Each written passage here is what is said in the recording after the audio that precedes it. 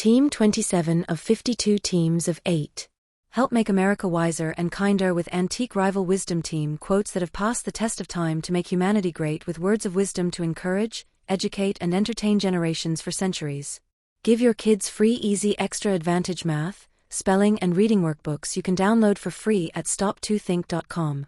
Free easy math wisdom workbooks with Octo-Repetition to grow math self-confidence. Free easy alpha Cypher coded puzzles teach letters, numbers and phrases using antique wisdoms that encourage and educate. And since time is money, practice reading faster with 52 teams of antique rival wisdoms that have passed the test of time to encourage, educate and entertain generations for centuries.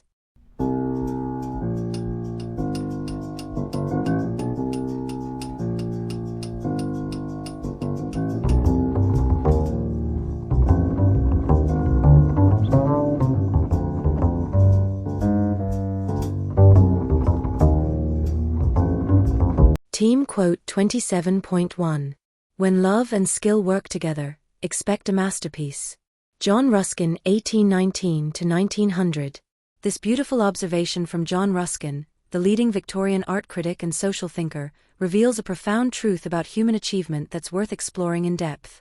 Let's start by understanding Ruskin's unique perspective. As both an art critic and social reformer, he spent his life studying what makes work truly exceptional. Through his analysis of medieval and Renaissance art, he came to understand that technical skill alone wasn't enough to create enduring masterpieces. Similarly, passion without proper technique often resulted in unfulfilled potential. The magic, Ruskin observed, happens at the intersection of these two elements. When we combine deep emotional investment, love, with refined technical ability, skill, we create something that transcends ordinary competence. This principle extends far beyond the visual arts that Ruskin primarily wrote about. Consider a master chef preparing a signature dish. The technical skills are essential, understanding heat control, timing, ingredient interactions, and proper technique. But what elevates a merely well-prepared meal to a memorable culinary experience is the chef's passion, their deep care for the ingredients, their connection to the cultural heritage of the dish, their desire to create joy for their diners. We can see this same principle at work in many fields. A teacher who combines expert knowledge of their subject with genuine care for their students' growth often achieves remarkable results in the classroom. A craftsperson who pairs years of technical expertise with a deep love for their materials and tradition often creates pieces that have both functional excellence and soul. The scientific research on peak performance supports Ruskin's insight. Studies have shown that what psychologists call deliberate practice, the skill component, becomes more effective when combined with intrinsic motivation, the love component. This combination helps people push through difficulties and continue refining their abilities even after achieving basic competence. This understanding can guide our own pursuit of excellence. When we're developing in any area, we might ask ourselves two questions. 1. Are we continuously developing our technical skills and understanding? 2. Are we maintaining and nurturing our genuine love and enthusiasm for the work? Team quote 27.2. Be thine own palace, or the world's thy jail. John Donne 1572 to 1631. This profound line from John Donne, one of the greatest metaphysical poets of the English Renaissance, offers deep insight into personal freedom and inner sovereignty. Let me help unpack its rich meaning and enduring relevance. To understand this metaphor fully, let's first consider what Donne means by palace. In Renaissance thought, a palace represented not just luxury, but sovereignty, self-sufficiency, and complete autonomy. A palace was a self-contained world where the ruler's will was law. By using this image, Donne suggests we have the capacity to create this kind of sovereign space within ourselves. The second part of the metaphor, or the world's thy jail, presents a stark alternative. If we don't establish this inner palace, Donne suggests, the entire world becomes a prison. This reflects a fundamental truth about human psychology. Our experience of freedom or constraint often depends more on our internal state than our external circumstances. Think about historical figures who embodied this principle. Nelson Mandela, though physically imprisoned for 27 years, maintained such powerful inner sovereignty that he emerged not broken, but ready to lead a nation.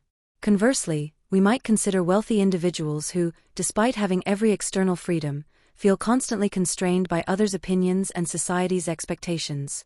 The metaphor becomes even more interesting when we consider what building this inner palace might involve.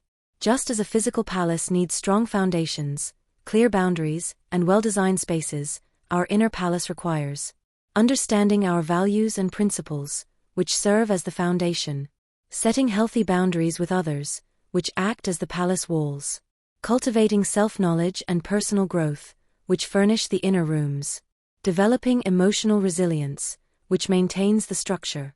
What makes Dawn's insight particularly relevant today is how it applies to modern challenges. In an age of social media, constant connectivity, and intense social pressure, the ability to maintain inner sovereignty, to be one's own palace, becomes even more crucial. Without it, we risk becoming prisoners to public opinion, consumer culture, or others' expectations. Let's consider how this principle might manifest in everyday life.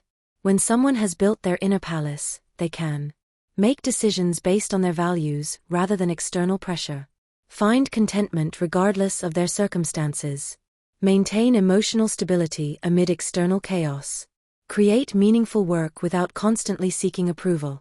Team quote 27.3. Trifles make perfection, and perfection is no trifle. Michelangelo 1475 to 1564. This deceptively simple quote from Michelangelo captures a profound truth about the nature of excellence that becomes even deeper when we understand its context. Let me help unpack its layers of meaning. When Michelangelo made this observation, he was likely reflecting on his own artistic process, particularly his work on masterpieces like the Sistine Chapel ceiling. Consider what it meant to paint a fresco of that scale. Every brushstroke, every subtle variation in color, every tiny detail of anatomy and perspective had to be perfect, and all while working with wet plaster that would dry within hours. Each of these elements might seem trivial in isolation, but together they created something transcendent. The quote contains an elegant paradox. By calling these details trifles, Michelangelo acknowledges that they might appear insignificant to an observer. Yet by connecting them to perfection, he reveals their true importance. It's similar to how a single wrong note might seem minor, but in a symphony, it can disrupt the entire performance. The idea becomes even more fascinating when we consider Michelangelo's sculpting process. When working on his famous David, he claimed he was simply removing the excess marble to reveal the figure trapped within. This suggests that perfection comes not just from grand gestures, but from countless small precise decisions about what to keep and what to remove. This principle extends far beyond art. Think about how this applies to modern endeavors. In athletic performance, victory often comes down to tiny adjustments in form or timing. In software development, a single misplaced character can cause an entire system to fail. In cooking, the precise temperature of ingredients or the exact timing of a technique can make the difference between good and extraordinary. The second part of the quote, "Perfection is no trifle," reminds us that achieving excellence through attention to detail isn't easy. It requires sustained focus, dedication, and often countless hours of refinement. This connects to the modern understanding of expertise, which suggests that mastery comes not from sporadic bursts of inspiration, but from consistent attention to minute details over long periods. Let's consider what this means for pursuing excellence in any field. It suggests that we should 1. Develop the patience to attend to small details. 2. Understand how minor elements contribute to the whole. 3. Recognize that seemingly insignificant choices can have major impacts. 4. Appreciate that true mastery requires sustained attention to refinement. Team quote 27.4. Reading is to the mind what exercise is to the body. Joseph Addison 1672–1719. This insightful analogy from Joseph Addison, a prominent English essayist and co-founder of The Spectator magazine, captures a fundamental truth about intellectual development that modern neuroscience has come to validate. Let me help explain why this comparison is so apt and illuminating. To understand the depth of this analogy, let's examine how reading and physical exercise parallel each other. Just as physical exercise strengthens muscles through controlled stress and recovery, reading strengthens neural pathways through mental engagement and processing. When we read, we're quite literally building new synaptic connections and reinforcing existing ones, much like how resistance training builds muscle fibers. The comparison becomes even more fascinating when we consider different types of reading and exercise. Just as a well-rounded fitness routine might include cardiovascular exercise, strength training, and flexibility work, a balanced reading diet might encompass different genres and styles. Reading fiction, for instance, exercises our empathy and emotional intelligence by allowing us to experience different perspectives and lives. Nonfiction strengthens our analytical and critical thinking skills, much like how weight training builds specific muscle groups. The cognitive benefits of reading mirror the physiological benefits of exercise in remarkable ways. Regular reading has been shown to improve vocabulary and language skills, comparable to how exercise improves physical coordination, enhance memory, similar to how exercise strengthens muscle memory, and even potentially delay cognitive decline in aging, just as regular physical activity helps maintain physical capabilities. Another parallel lies in the importance of consistency and progression. Just as a person wouldn't expect to get fit from a single workout session, the benefits of reading accumulate over time through regular practice. And just as athletes progressively challenge themselves with heavier weights or longer distances, readers can gradually tackle more complex and challenging materials to continue their mental growth. The restorative aspects of both activities are also worth noting. Physical exercise releases endorphins and reduces stress. Similarly, reading can provide mental relaxation and stress relief, particularly when we immerse ourselves in engaging narratives or interesting ideas. Both activities offer a form of productive escape from daily pressures, while simultaneously strengthening our capabilities. This understanding can guide how we approach both reading and exercise. Just as we might need a variety of physical activities to maintain overall fitness, we might consider diversifying our reading materials. We might read complex academic works to challenge our analytical abilities, literary fiction to exercise our emotional intelligence, poetry to strengthen our linguistic flexibility, technical materials to build specialized knowledge, philosophical works to develop critical thinking. Team quote 27.5. We all admire the wisdom of people who come to us for advice. Arthur Helps 1813 to 1875. This witty observation from Arthur Helps, a 19th-century English writer and civil servant, reveals something profound about human psychology and the dynamics of giving and receiving advice. Let me help explain why this insight is both amusing and deeply meaningful. The quote works by highlighting an interesting paradox in human behavior. When someone comes to us for advice, they're implicitly acknowledging our wisdom and judgment. This acknowledgement naturally makes us think more highly of their discernment. After all, they've shown the good sense to recognize our expertise. It creates a subtle cycle of mutual appreciation. They validate our wisdom by seeking our counsel, and we validate their judgment by noting their wisdom in coming to us. This psychological mechanism becomes even more interesting when we consider how it affects the advice-giving process itself. When we feel our wisdom is appreciated, we're more likely to think carefully and give thoughtful counsel. The very act of being consulted tends to make us rise to the occasion, causing us to be more reflective and considered in our responses. It's as if the trust placed in us actually helps make us more trustworthy. The historical context adds another layer of meaning to Helps's observation.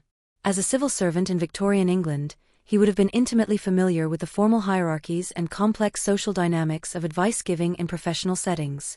His insight suggests that even in highly structured environments, these basic human psychological patterns persist. Consider how this dynamic plays out in different contexts. In professional mentoring relationships, for instance, the mentor often learns as much as the mentee, partly because the act of being consulted encourages deeper reflection on their own experience and knowledge. In therapeutic settings, many counselors acknowledge that their clients' trust in their wisdom helps them access deeper levels of insight and understanding. This understanding can help us become both better advice givers and advice seekers. When giving advice, we might acknowledge that the trust placed in us creates a responsibility to think more deeply. Recognize that our wisdom is often activated by the very act of being consulted. Remember that the person seeking advice might have valuable insights of their own. When seeking advice, we might understand that showing respect for someone's wisdom often helps bring out their best thinking. The act of thoughtfully asking for advice is itself a kind of wisdom. The best advice often emerges from a genuine exchange between equals. Team quote 27.6. Leap, and the net will appear. John Burroughs 1837 to 1921. This quote from John Burroughs, the influential American naturalist and essayist, captures a profound truth about taking meaningful risks in life. Let me break down its layers of meaning and historical context to better understand its enduring relevance. The metaphor of leaping before seeing the net speaks to the nature of transformative action. Burroughs, who lived during America's Gilded Age and the rise of transcendentalism, was deeply influenced by both the natural world and the philosophical movements of his time. As a contemporary of Walt Whitman and Ralph Waldo Emerson, he shared their belief in the importance of direct, personal experience and bold action. The quote works on multiple levels. On a practical level, it acknowledges that many of life's most important opportunities require us to act before we have complete certainty of the outcome. Think of entrepreneurs starting businesses, artists sharing their work, or scientists pursuing unproven theories. All must leap before knowing if their efforts will succeed. On a deeper philosophical level, Burroughs suggests that the very act of leaping creates the conditions for success. This parallels what modern psychology calls the self-fulfilling prophecy. Our belief in positive outcomes often helps manifest them. When we commit fully to an action, we often discover resources, abilities, and support we didn't know existed. The net appears precisely because we had the courage to jump. This wisdom particularly resonated in Burroughs' era of rapid technological and social change, much like our own time. His metaphor remains especially relevant today, when many people face decisions about career changes, relationships, or personal growth in an increasingly uncertain world. Team quote 27.7. He is not only dull in himself, but the cause of dullness in others. Samuel Foote 1720–1777. Let me help you explore this delightfully sharp-witted quote from Samuel Foote, an 18th-century English dramatist, actor, and wit who was famous for his theatrical comedies and razor-sharp social commentary. To fully appreciate this quote, we should first understand its historical context. Foote was a contemporary of Samuel Johnson and other leading figures of London's literary scene during the Age of Enlightenment. This was a time when wit and conversation were highly prized social currencies, and dullness was considered not just boring but almost a moral failing. The quote's brilliance lies in its two-part structure. The first part, he is not only dull in himself, is a straightforward criticism. But the second part, but the cause of dullness in others, elevates it to a masterful observation about human interaction. Foote is describing what we might today call a social contagion effect, where one person's lack of energy or engagement can spread throughout a group. This phenomenon is actually supported by modern social psychology. When one person in a group exhibits low energy or disengagement, it can trigger a cascade effect through mirror neurons and social mimicry. Think of how a single unenthusiastic participant in a meeting can dampen the entire room's energy, or how one disengaged student can affect the learning atmosphere of an entire class. The quote also demonstrates Foote's mastery of rhetorical devices. The parallel structure and escalating criticism create what's known as a comic diminuendo, where the second part of the statement actually makes the first part seem less severe by comparison. Being dull oneself is unfortunate, but being the cause of dullness in others is presented as the greater social crime. Team quote 27.8. Fast is fine, but accuracy is everything. Xenophon 431 BC, 354 BC. This timeless quote from Xenophon, the ancient Greek philosopher, historian, and military commander, offers us profound insight into the relationship between speed and precision. Let's explore its rich meaning and enduring relevance. To fully understand this wisdom, we should first consider Xenophon's background. As both a military leader and a student of Socrates, he had a unique perspective that bridged practical warfare and philosophical thinking. In military contexts, he observed firsthand how hasty actions could lead to catastrophic results, while precise, well-executed strategies often proved decisive. The quote presents what might seem like a paradox: the value of being fast versus being accurate. But notice how Xenophon doesn't dismiss speed entirely. He acknowledges it as fine, suggesting it has its place. However, the second part of the quote establishes a clear hierarchy: accuracy is everything. This reflects a sophisticated understanding of how these two qualities interact. Think of a modern archer. Drawing and releasing quickly is useful, but if the arrow misses the target, the speed becomes meaningless. Similarly, in fields like surgery, computer programming, or financial trading, moving quickly can be advantageous, but only if it doesn't compromise precision. A surgeon who operates quickly but makes mistakes, or a programmer who codes rapidly but introduces bugs, ultimately creates more problems than they solve. This principle extends beyond physical skills. In decision-making, for instance, we often face pressure to respond quickly to situations. Xenophon's wisdom suggests that while responsiveness is valuable, the accuracy of our decisions, their alignment with facts, their consideration of consequences, their ethical soundness matters more fundamentally. In modern contexts, this philosophy becomes especially relevant as we face increasing pressure to do everything faster. The rise of fast fashion, quick response trading algorithms, and rapid news cycles might make us forget that accuracy, whether in craftsmanship, journalism, or decision-making, remains the foundational virtue. And to help raise school test scores and self-confidence, you can give your kids free easy extra advantage math, spelling and reading workbooks you can download for free at stop2think.com or buy at educationstopshate.com. Free easy math wisdom workbooks with Octo-Repetition to grow math self-confidence. You'll get plenty of repetitive practice of age ranges and averages of our 52 teams of 8 quote authors. Free easy alpha Cypher coded puzzles teach letters, numbers and phrases using antique wisdoms that encourage and educate. Can you decode this Cypher quote of encouragement using either our learning to spell or just for fun instructions? And since time is money, practice reading faster with 52 teams of antique rival wisdoms that have passed the test of time to encourage, educate and entertain generations for centuries.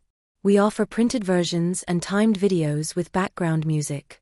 Sign up for free weekly emails of 52 teams of antique rival wisdom workbooks with easy math, spelling and reading practice.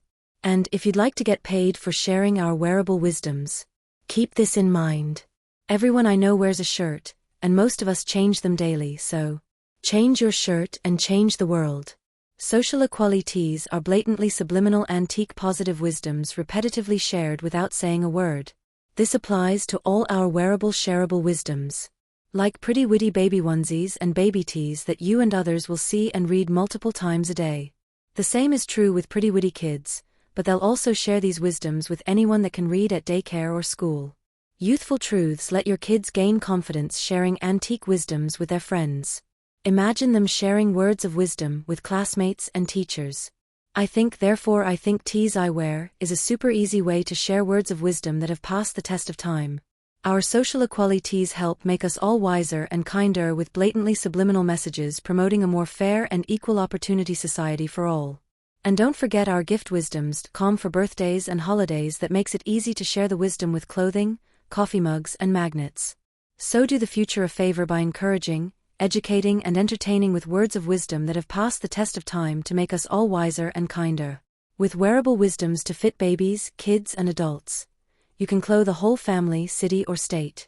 Join the 52 of 8 today at 52of8.com.